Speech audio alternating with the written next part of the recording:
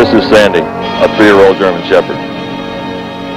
She is receiving her advanced obedience training here at the United States Army Infantry Center at Fort Benning, Georgia. As a member of a Scout Dog platoon, Sandy is one of hundreds of Army dogs who go to battle with the soldier to help detect the hidden enemy. Today, on The Big Picture, you will see the story of the Scout Dog, his role in military history, and how the Army trains different types of dogs for specific military missions. Just as dog has always been a friend to man, these canines in combat are proving every day that they are the soldier's best friend.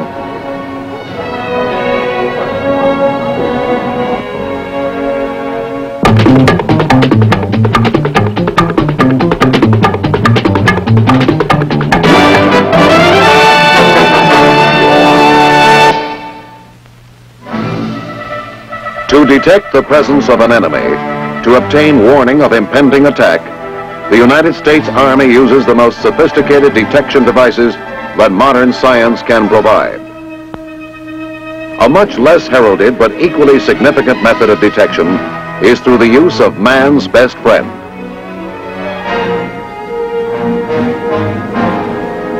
Dogs have been used by man since primitive times to warn him of approaching danger and to help him in battle.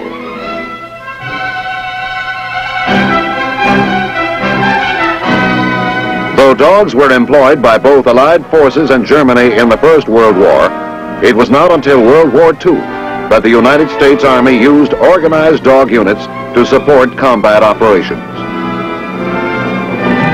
The Army, employing various breeds, trained dogs essentially for scout, sentry, and messenger duties.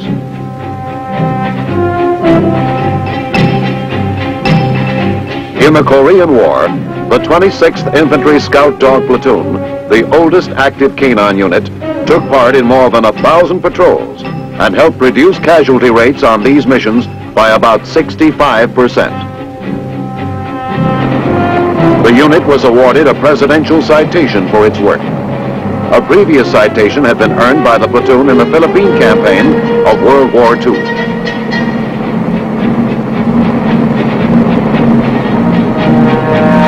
Army dogs have served with United States troops wherever their assignment has taken them, from Greenland to Japan, from Hawaii to Germany. Today, the training of dogs for military purposes has taken on new complexity and sophistication. The Scout Dog School at Fort Benning, Georgia, is one of several Army establishments which trains dogs for specific missions.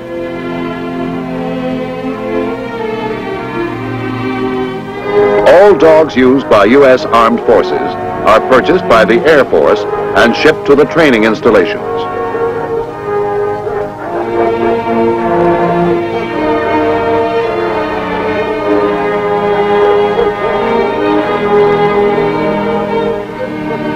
These German Shepherds are in various stages of training as scout dogs. Carefully selected for size, working ability, and temperament, the dogs will be matched with handlers to form scout dog teams, which will be assigned to combat units.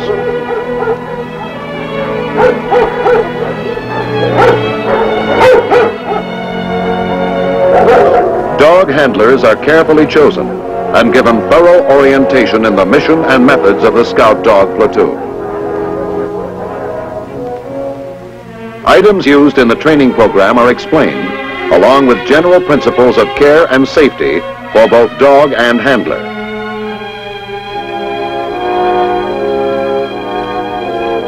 The basic requirement for an Army dog handler is the same as that for any good dog owner: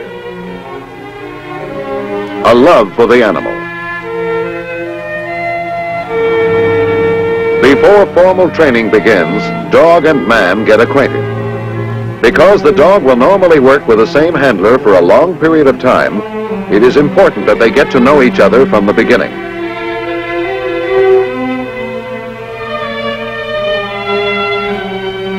Basic obedience training for the dog involves the same elementary lessons known to many dog owners.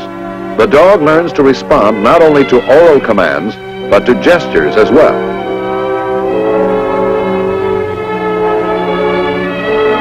Failure is met with a disapproving reaction from the handler. Success brings praise and a short break from the training routine.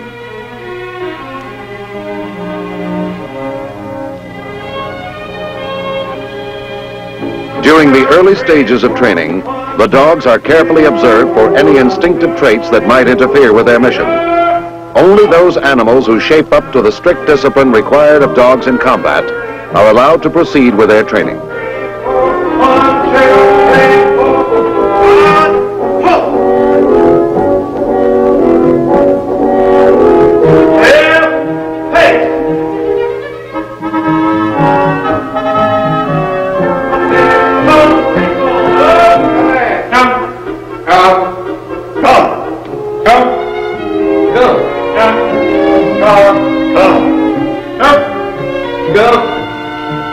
The scout dog detects his quarry by airborne scent. Because there may be livestock in the combat area, the dog must be taught to discriminate between animal and human scent.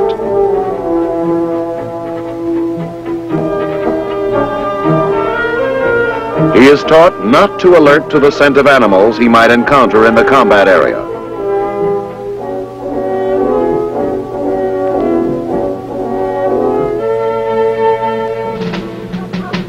After 2 weeks of general orientation and basic obedience training, man and dog move out to the field for the next 10 weeks.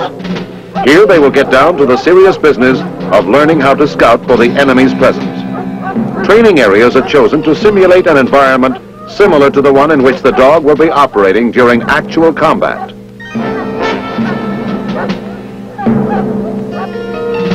When the handler puts the harness on his dog, the animal knows he must begin to scout.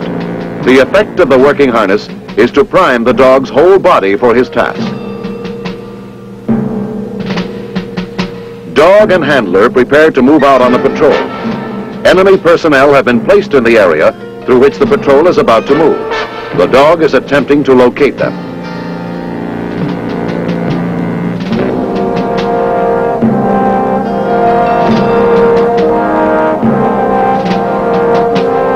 The dog's sense of hearing is 20 times greater than that of humans. His sense of smell is 40 times keener. He cannot, of course, determine whether the scent he is getting is friend or foe. It's up to the handler and members of the friendly patrol to make this identification based on any combat intelligence they may have received. The scout dog team's mission is to give an early silent warning of the presence of enemy personnel or equipment in the area.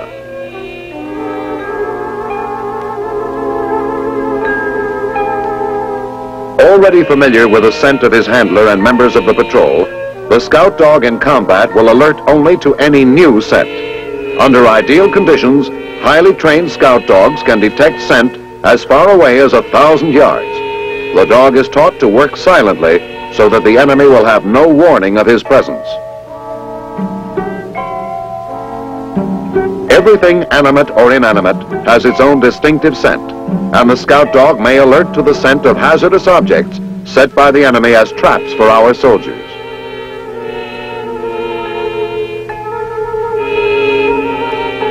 The handler must be able to interpret the dog's warning signs. Each time the dog alerts, he praises him. The association between alerting to the scent and receiving praise becomes fixed in the animal's behavior pattern.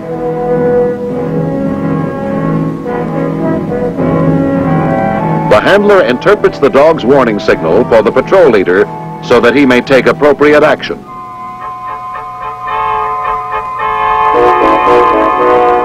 The big question is, what kind of danger is up ahead? A soldier is sent forward to check it out.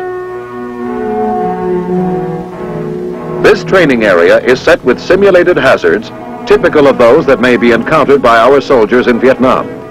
Teaching dog handlers and patrol leaders to anticipate these dangers helps reduce American casualties.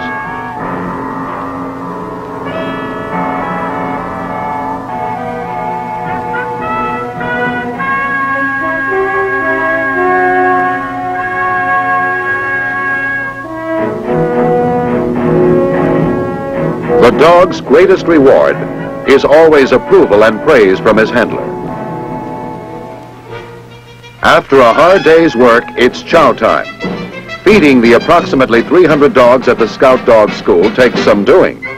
The total consumption of dog food at the school is 600 pounds of dry meal and 300 pounds of meat a day. Separate diets are arranged for dogs with special feeding requirements.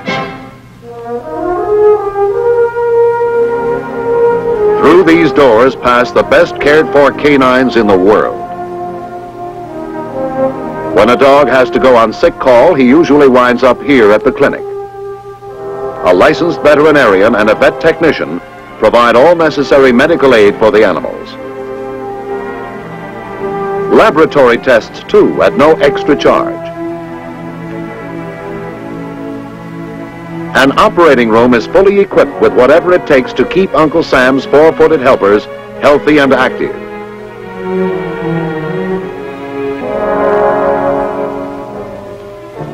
In the 8th week of Scout Dog training, the animals are given a wide range of specialized experience.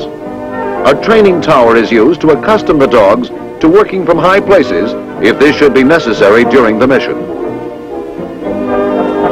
This kind of training prepares the Scout Dog team for service with any type of unit on any terrain and under the most adverse conditions.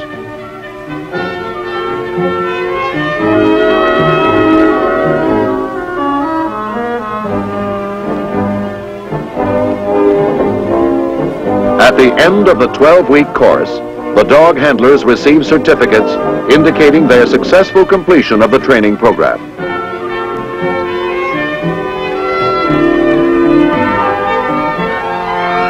Then dogs and handlers pass in review at graduation exercises.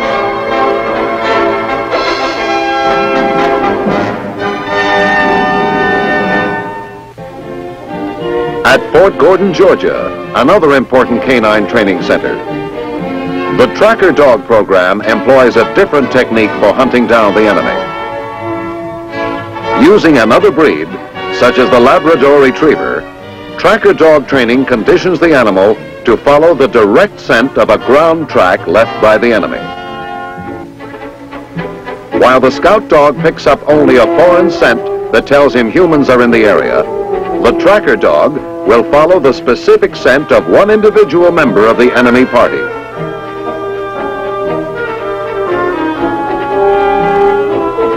Due to the complexity of tracking, it takes longer to train the tracker dog, usually about 9 months.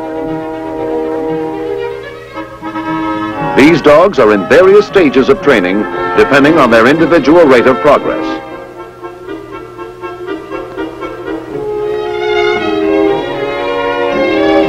In basic tracker dog training, a soldier simulating the enemy is sent into the woods.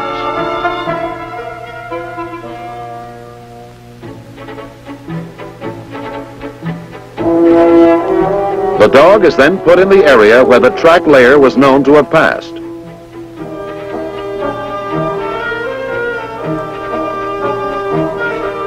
He does not need an article of clothing or something that has been in contact with his quarry in order to start tracking. A well-trained tracker dog can follow a 24-hour-old track for as much as 2 days over many different types of terrain.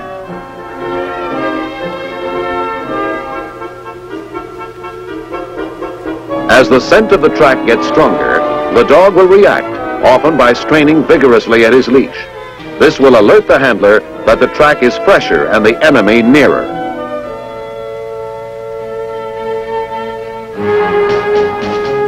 To make certain that the dogs are combat indoctrinated, they are familiarized with the sights and sounds of battle.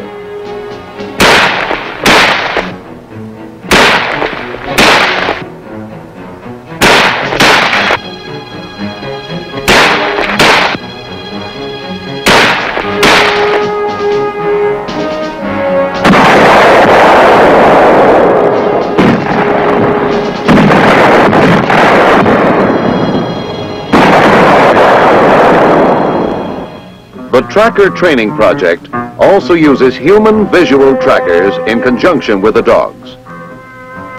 These men, trained like the Indian scouts of our pioneer days, can get a lot of information about the enemy from the condition of the trail and the growth around it. Even such minute data as how many were in the enemy party, how long ago they passed through the area, and which direction they took can be determined by the visual tracker.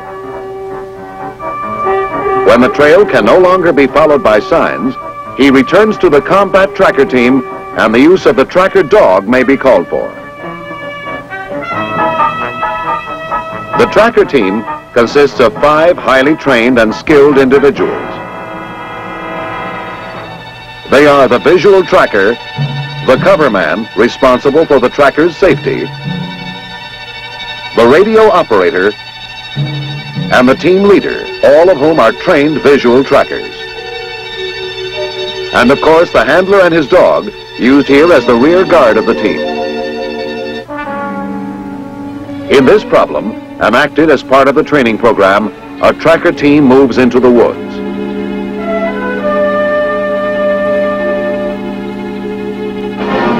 They are in pursuit of an enemy party which has eluded capture by our main force.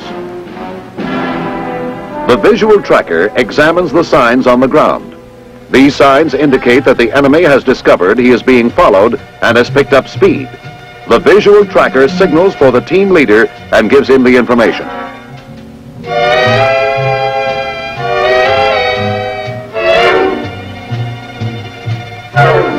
The team leader has decided to use the tracker dog to speed up pursuit of the enemy.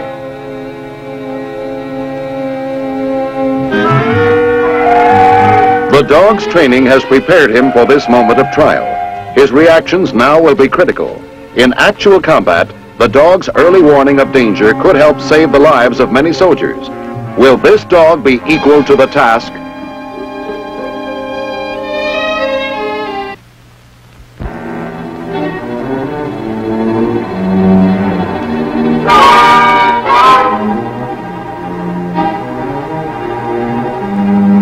It is a strange pursuit.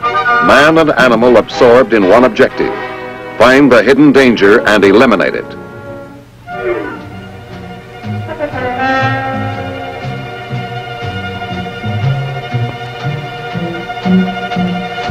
The dog has alerted on the enemy party. The handler signals for the team leader.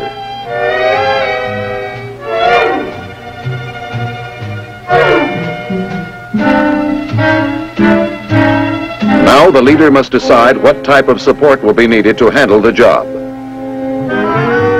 The team leader informs the support commander of the situation and requests the support forces nearby to encircle the area indicated by the dog's alert.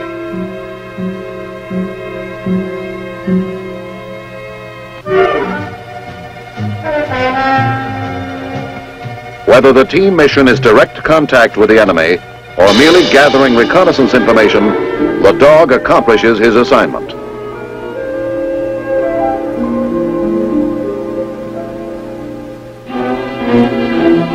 Another important military use for the dog is sentry duty. Sentry dog training is provided at Army installations both in the United States and abroad.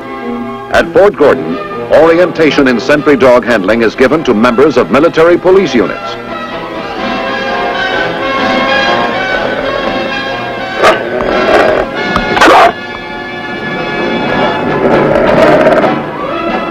Sentry dogs, used mainly to guard Army installations and storage areas, are trained for attack if the situation requires it. The sentry dog is never released to attack unless the intruder refuses to obey the command to halt. At the Army Sentry Dog Training School on Okinawa, a 6-week course emphasizes the training of replacement sentry dog and handler teams for duty in Vietnam.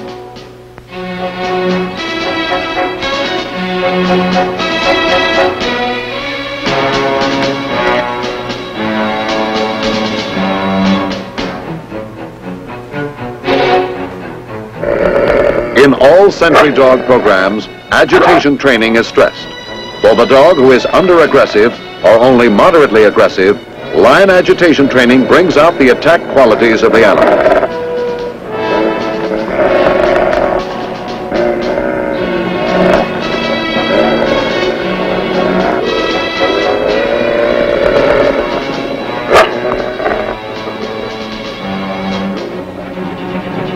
From training programs at the various U.S. Army installations, Army dogs are airlifted to their assignment. At this air base in Vietnam, they are transferred to trucks for the trip to a dog training detachment where they will receive additional conditioning.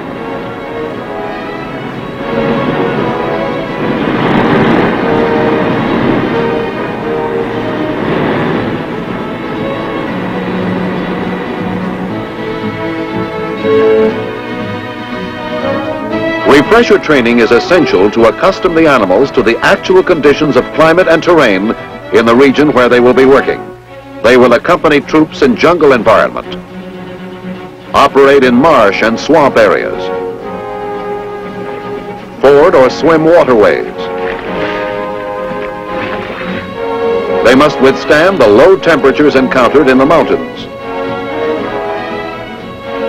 and the intense heat at sea level.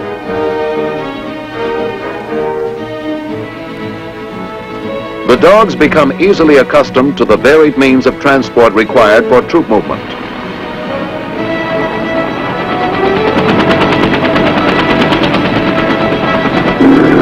Waterborne operations pose few limitations for their use. The dog handlers receive special briefings on all subjects involved in the use of dogs in combat operations. Your dog. I'm Sergeant Hardiman. I will be giving the class on safety measures of dog handlers. Safety measures of dog handlers is one of the most very important parts of being a good dog handler. In the event that two dogs get into a fight, a handler should never try to pull them apart. The handler should get to the rear of his dog and lift his hindquarters.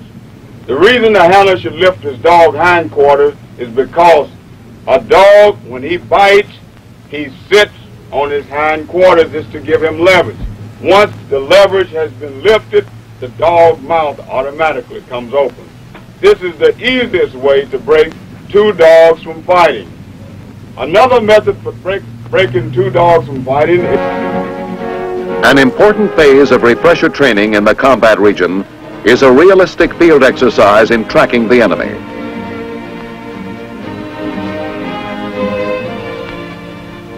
Next man, Wilson. I want you to go out there about 200 meters where that big bush is. Place yourself there. Be sure you cover yourself well. Conceal yourself so the dog team will not see you. Next man, Shepard. I want you to follow the trail all the way out. Go back out to the outer part where we were yesterday and off to the right.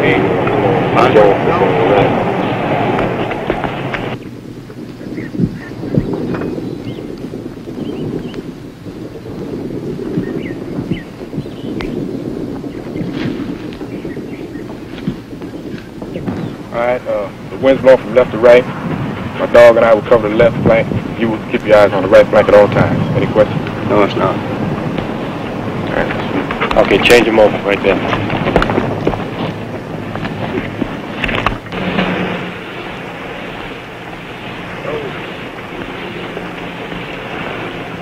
Okay, as soon as you cross the stream, follow the path and start scouting your dog.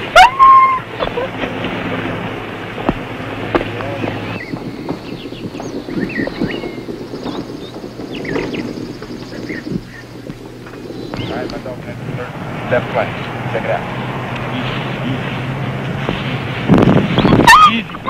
Easy. Easy.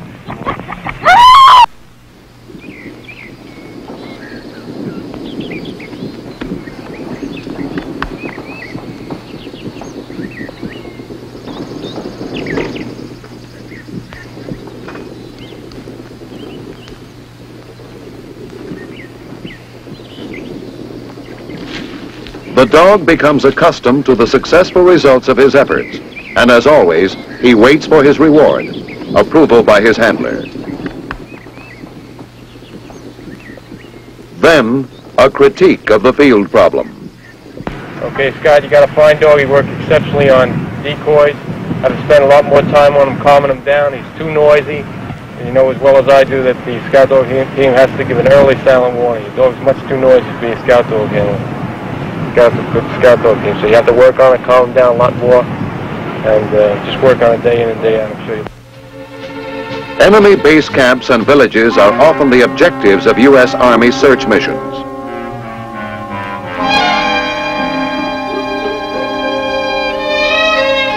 The villages provide effective hiding places for the enemy. Many of the dogs are specially trained to discover hidden caches of food, weapons, and ammunition, or to seek out personnel hidden in tunnels in the area. Army dogs are also being trained for off-leash operations. Here, a transmitter with miniature components is attached to the dog's harness. While the dog is in motion, the transmitter sends out an intermittent signal to a receiver. The receiver is either carried by the handler or worn in his headgear. When the dog stops and alerts, the signal continues without the interruption. Adaptable to many situations, responsive to teaching, and with a high degree of problem-solving ability, the expertly trained Army dog has become a valuable ally to the American fighting man.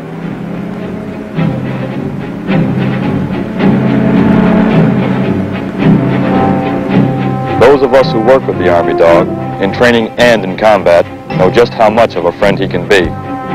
More and more of these animals are being trained in a widening range of Army tracking and scouting skills.